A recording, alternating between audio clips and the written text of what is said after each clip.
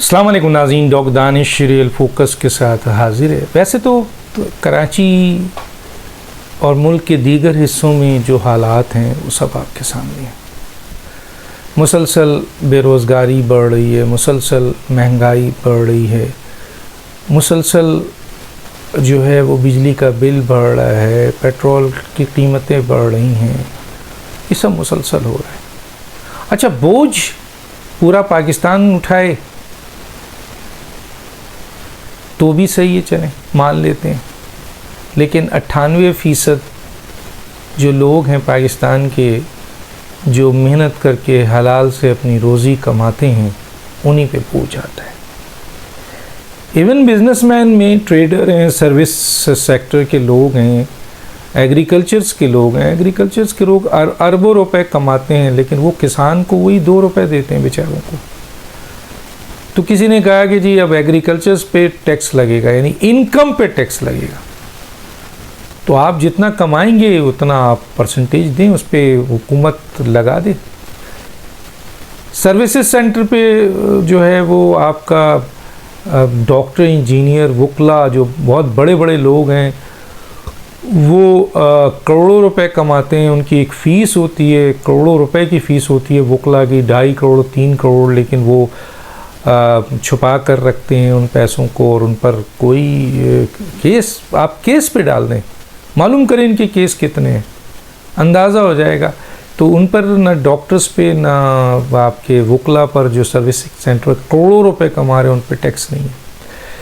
ना टैक्स जो है वो आपके ट्रेडिंग में है, ट्रेडिंग वालों को भी नहीं है, एग्रीकल्चर्स पे नहीं है, और है तो बेचारे वही जो बिजनेसमैन, इंडस्ट्रीज़ हैं जो कि फाइलर भी हैं, टैक्स भी देते हैं, और उनके ऊपर ही ज़्यादा नज़ला गिरता है। या फिर जो आपके सरकारी नौकरी पेशा है उनका तो वैसे ही टैक्स कट जाता है, या हम लोग हैं जिनका टैक्स कट जाता है। तो टैक्स जिनका जो दे रहे हैं, यानी वो जो फाइलर हैं, उन्हीं पे बोझ डाला जाता है, उन्हीं से निचोड़ा जाता है, और इन लोगों को छोड़ दिया जाता है। इवन नॉन फाइलर जो कि बिज़नेस में भी हैं, हम लोगों में भी हैं, बहुत सारे लोगों में हैं, उनसे कोई पूछ कुछ नहीं है। तो फाइलर नॉन फाइलर का दुनिया में फ़र्क सामने है, यहाँ जो है वो उनको कुछ नहीं कहा जाता है। हालांकि हुकूमत के पास बहुत इख्तियारात है। ये चंद बातें मैं इसलिए कर रहा हूँ कि मुसलसल जो है वो, अब देखें ना, यही गरीब आवाम है, पानी नलके से नहीं गिरता है लेकिन टैक्स देती है।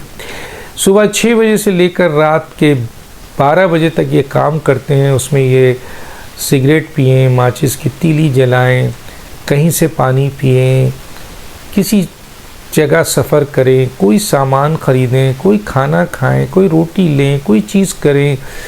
32 से ज़्यादा सेल्स टैक्स जो है ना इनके ऊपर लागू होता है, और ये टैक्स हुकूमत इनसे लेती है।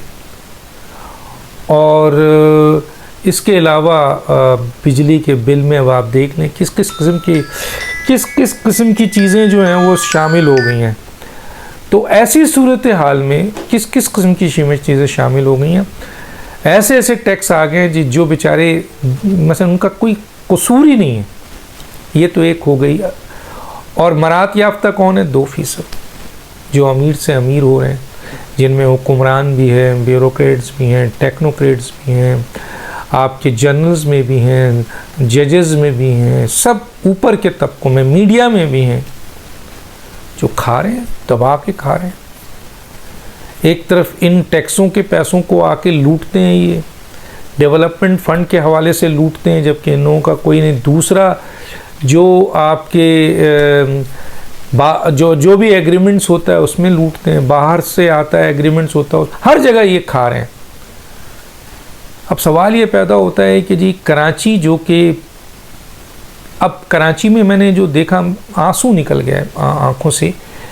आप भी देखिए, मैं दिखाता हूँ, अगर ये वीडियो मुझे मिलती है जो जिसके ऊपर कोई कॉपीराइट ना कर दे तो मैं दिखाता हूँ कि एक ये हाल हो गई अब डकैती का, ये हाल हो गया है इस कराची में कि जी बेचारा, ये जो कागज़ बेचने वाले हैं, ये जो सूखी रोटी उठाते हैं और बेचकर 4 पैसे कमाते हैं, उनसे गन पॉइंट पे पैसे लिए गए। बस इस हद तक डकैती कराची में गिर गई है। चले ये तो डकैती कर रहे हैं, पहचाने भी जाते हैं, पुलिस अभी बताएगी कि जनाब हमने इनको गिरफ़्तार भी कर लिया है। सवाल ये है कि अगर आप इनको गिरफ़्तार करते हैं ऐसे लोगों को, तो फिर इतनी बड़ी तादाद में रोज़ मज़ीद डकैती क्यों हो रही है? क्या पुलिस इसमें इन्वॉल्व नहीं है? या तो पुलिस कह दे कि नहीं जी हम इन्वॉल्व नहीं हैं। हम मानते हैं कि पुलिस के भी बड़ी सर्विसेज हैं, उसमें भी अच्छे लोग हैं जिन्होंने काम किया है, शहादतें दी हैं, मानते हैं। लेकिन एक बहुत बड़ी तादाद ऐसी है जो इन्हीं लोगों के ज़रिए भत्ता लेती है, क्योंकि वो पोस्टिंग लेके आते हैं, बड़ी बड़ी पोस्टिंग लेके आते हैं, उनको ऊपर वालों को भी पैसा देना होता है, ख़ुद भी रखना होता है, और कुछ नहीं पता होता है 6 महीने में उनको जाना होता है। तो उस इलाके में जो मसलन प्रोस्टिट्यूट खाना चल रहा है, ड्रग्स चल रही है, उस इलाके में जो आपके गैमलिंग चल रही है, उस इलाके में जितनी भी क्राइम और करप्शन हो रही है, उसकी सरपरस्ती इन पुलिस वालों की सरपरस्ती में, एसएचओज़ की सरपरस्ती में ही करते हैं। उन डरते नहीं हैं, उन्हें पता होता है, वो ये समझते हैं कि हम लोगों के हाथ ना चढ़ें, पुलिस के हाथ हम चढ़ जाएं, क्योंकि उन्हें पता है कि जब पुलिस स्टेशन में जाएंगे तो कौन आके पूछता है कि जनाब वो जो पकड़े गए थे उनका क्या हुआ। वो तो पकड़ के दे देते हैं, वहाँ से वो छूट जाते हैं, वहाँ से नहीं तो अदालतों से छूट जाते हैं। वहाँ भी निक्चर बना हुआ है, वकला, जजेस और क्राइम और क्रिमिनल वो पैसा देते हैं, वकला उनका केस लड़ते हैं, जजेस को भी पैसा देते हैं, वो बाहर निकल आते हैं। तो अब अगर इस किस्म की डकैती होगी तो सवाल ये होगा कि ये जो कराची के अंदर पुलिस है, सिंध की पुलिस है, जिसमें पाकिस्तान के इन गरीब लोगों के टैक्स से इनको तनख्वाह दी जाती है, इनको मराद दी जाती है, इनको सिक्योरिटी दी जाती है, इनको असला दिया जाता है, इनको सहूलियात दी जाती है, इनको अरबों रुपए इन पर इन्वेस्ट होता है, और उसका नतीजा ये है कि एक ठेले वाला, रोटी बेचने वाला महफूज नहीं है। तो इनको डूब के मरना चाहिए ना। क्यों इन ओहदों पे बैठे हुए, क्यों इन ओहदों पे बैठे हुए?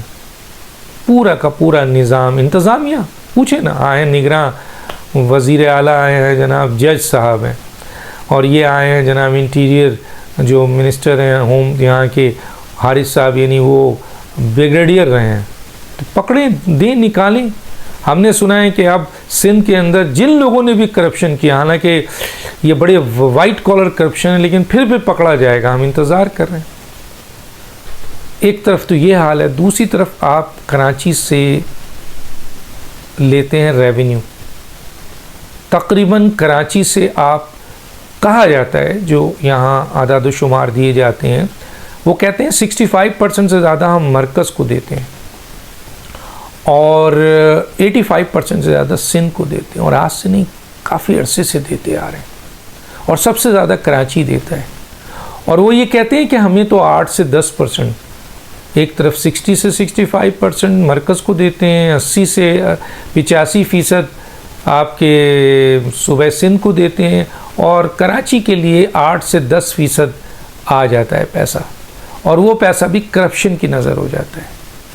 आप ये बताएं कि जो कराची की आवाम है, जो पूरे पाकिस्तान को एक लिहाज से, ये मैं नहीं कह रहा, बलूचिस्तान के यहाँ भी जो चीज़ें हैं, वज़ीरिस्तान, KPK और दूर फाटा इलाक़ों में भी जो मादनियात है, उससे भी जो चीज़ें आ रही हैं, या जो बलूचिस्तान से चीज़ें आ रही हैं, उससे भी पाकिस्तान के ये पैसे पाकिस्तान की गरीब आवाम पे ख़र्च नहीं होते। ये पैसे उमरा, जिसको मरात याफ्ता तबका कहता है, वो ऊपर से लूट लेता है। और टैक्सों के हवाले से जो सबसे ज़्यादा पैसा आता है वो कराची से आता है। तो फिर ये पैसा कहाँ जाता है?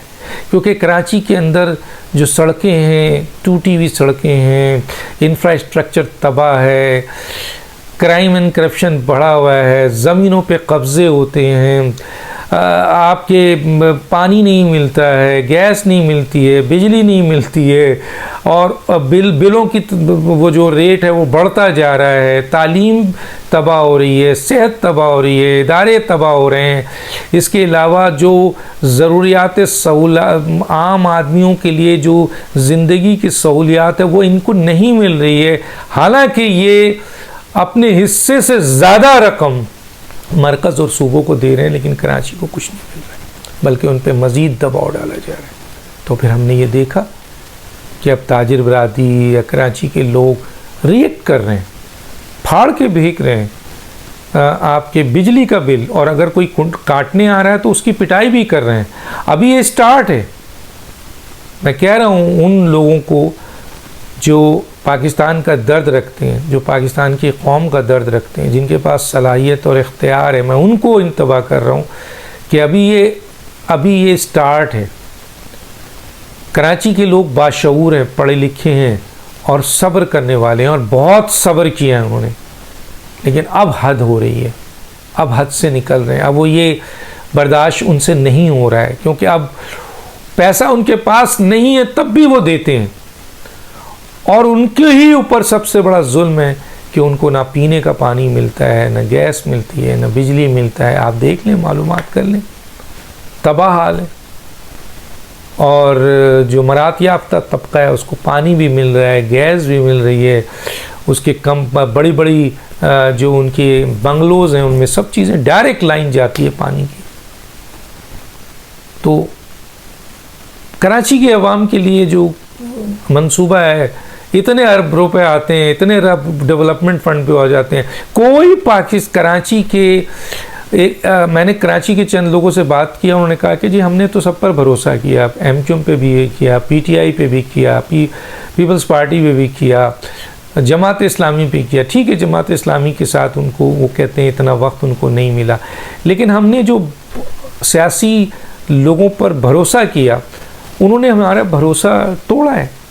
उन्होंने भी उस मरात याफ्ता तबके का हिस्सा बनकर लूटते रहे, कराची को कुछ नहीं दिया।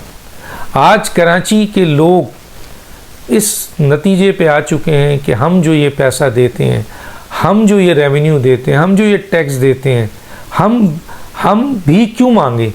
ये हमारा हक़ है कि हमें भी कराची को भी यहाँ भी डेवलपमेंट हो, यहाँ पर भी पानी का सबसे पहले मसला हल किया जाए, यहाँ बिजली दी जाए, यहाँ स्पेशली गैस दी जाए, यहाँ चीज़ों को बढ़ाया जाए, क्योंकि यहाँ से आप रेवेन्यू ले रहे हैं।